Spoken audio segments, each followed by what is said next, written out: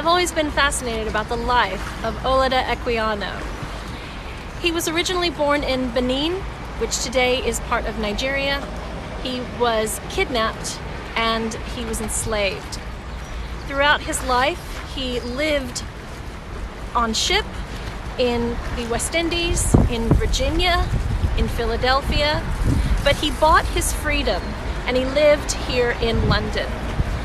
His life crosses many paths of my tour, and I talk about him all the time. And in this little series, I wanted to show you some places in London where he lived and a little bit more about his life, so you too can be fascinated, educated, and in awe.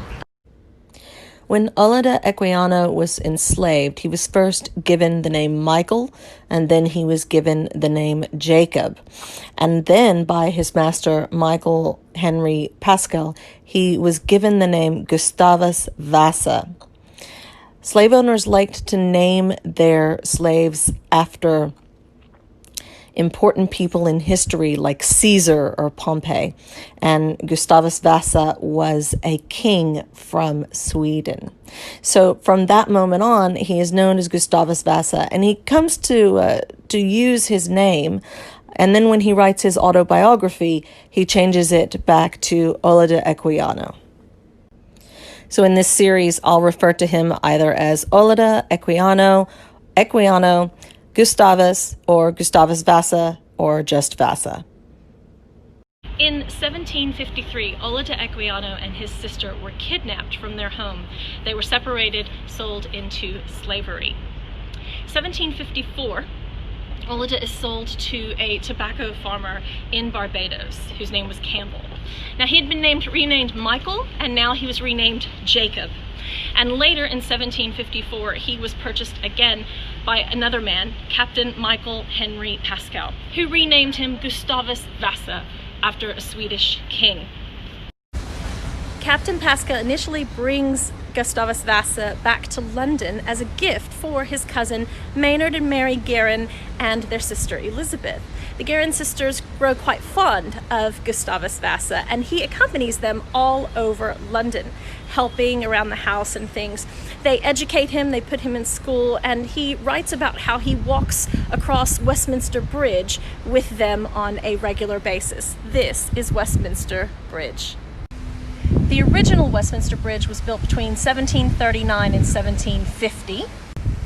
But the bridge we see today was opened on the 24th of May, 1862, and designed by Thomas Page. When Olaudah Equiano, now known as Gustavus Vasa, comes to England the first time, he gets very sick. He has chills, and he even comes down with smallpox. He's brought here to what was St. George's Hospital in order to recuperate and get better. He then lives with the Guerin family, the Guerin sisters, and that is when he learns to read and write, and he is eventually baptized. St. George's Hospital was turned into the Lanesborough Hotel here on Hyde Park Corner. The Guerin sisters taught him how to read and how to write, and they felt that he should be baptized. So Olaudah was baptized here at St. Margaret's Church in Westminster. It's right next door to Westminster Abbey. Inside St. Margaret's Church, there is a memorial dedicated to Olaudah Equiano and his baptism here at this wonderful old church. So once again off to sea, Michael Henry Pascal takes Olaudah Equiano, Gustavus Vasa, with him, and they depart in 1762 on the Etna, and they depart from here at the Deptford Dock. Now, during this trip abroad, Pascal sells Gustavus Vasa to another owner. He's sold to Captain James Doran, who is strict and cruel. In 1763, he is sold again, and this time to a Quaker, Robert King. Now, during his enslavement with Robert King made a deal with Gustavus, saying, hey, if you want to purchase your freedom, we can arrange that. King takes him under his wing and actually shows him a little bit about the business of trade, and how to earn money. Robert King makes a deal with Gustavus Vasa. He says that if you can earn it, you can buy your freedom. And that is exactly what Gustavus does. He works very, very hard and saves up the 40 pounds to buy his freedom. Now, 40 pounds back in those days was about 8 cows or 400 days worth of skilled labor. So on January 26, 1767, his documents are dated and Robert King signs to say that he is a free man. And Gustavus Vasa then gets on board the Andromache under Captain John Hammer and makes his way back to London. It is here at the Cherry Garden Stairs or the Cherry Garden Steps dock that the Andromache docks, and he arrives in London a free man and ready to start his new life. After buying his freedom, Olaudah comes back to London, and one of the things he wants to do first is to go and check in on the Gorin sisters, the ones who had helped him so long before. He says he finds them in Maze Hill, Greenwich. So here we are just on the side of Greenwich Park, and it's at 111 Maze Hill where they lived, and the building still stands! Very cool. He talks to the ladies and says, if you would like me as a servant, I would be happy to be a staff member, of course for pay. And they said, no, we don't really need that. But do you want to do anything with your life? And he said, yes, I want to be a hairdresser. And so he gets introduced to a man where he can learn the trade of hairdressing, and he begins a career partially doing that.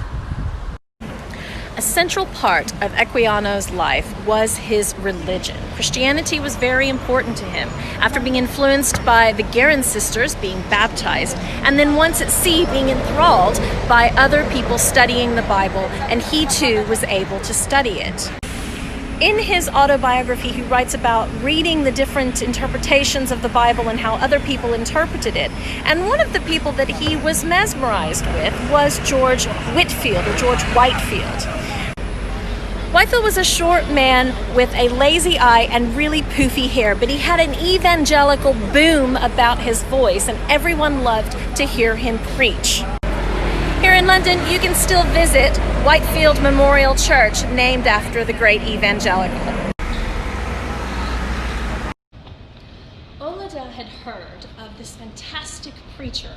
He was Reverend William Romaine, and he found out that he was going to be preaching here in the city of London at St. Anne Blackfriars. So Olaudah made his way here to the city in order to see this famous preacher. Currently, the only thing that remains of St. Anne Blackfriars is the courtyard itself.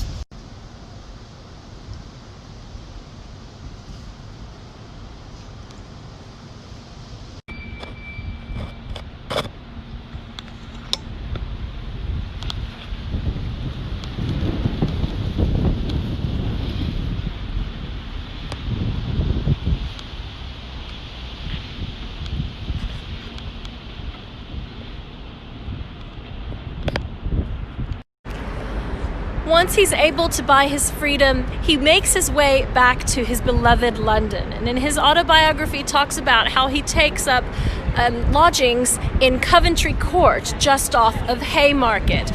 Now, this street is Haymarket, but Coventry Court no longer exists. However, the main street coming off of Haymarket on into Piccadilly, from Piccadilly Circus to Leicester Square, is Coventry Street. So this is about the location where he would have taken lodgings. We can always look back at old maps and find the exact location. Sadly, it no longer exists. In his autobiography, Olaudah talks about walking and going to the area of Pall Mall. At the end of Pall Mall is the entrance to St. James's Palace. He definitely would have seen this site. And in order to get to Pall Mall, he would have had to walk through here, St. James's Square.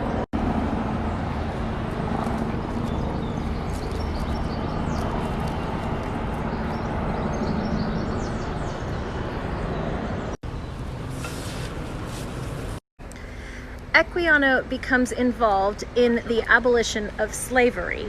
with several organizations. In 1783, he joins the Society of Friends to petition Parliament for the abolition of the slave trade.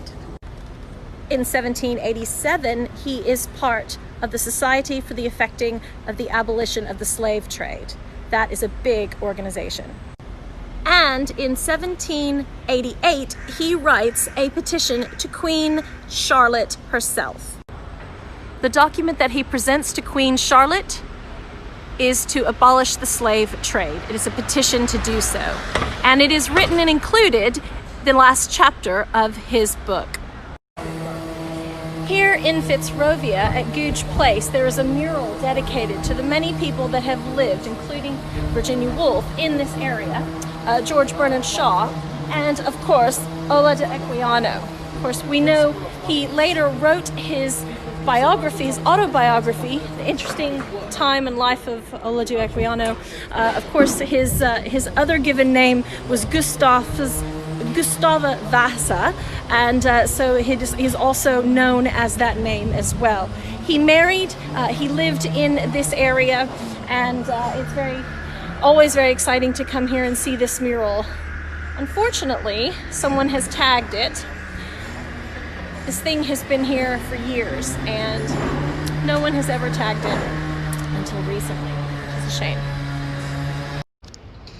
This plaque marks where Olaudah Equiano, also known as Gustave Vasa, he lived in a building just here. Of course, the building that he lived in no longer stands, but this plaque marks where it was located. So it's while he's living on Writing House Street here in London that he writes his memoir, and that is entitled An Interesting Narrative of the Life of Olaudah Equiano. It's published in 1789, and from 89 until 92, there is a parliamentary inquiry on the slave trade. Gustave then goes on a book tour in order to promote his book, and it's on that book tour that he meets his wife, Susanna. And in 1996, it was discovered that Olaudah Equiano was actually buried here at the parish church of Whitefield Memorial, here at St. Margaret's Church, which is right next to Westminster Abbey, the same church that he was baptized in. It's right across the street from Parliament Square, and you can go into the church when it's open and see a memorial dedicated to him and celebrating his life and everything that he contributed to our world.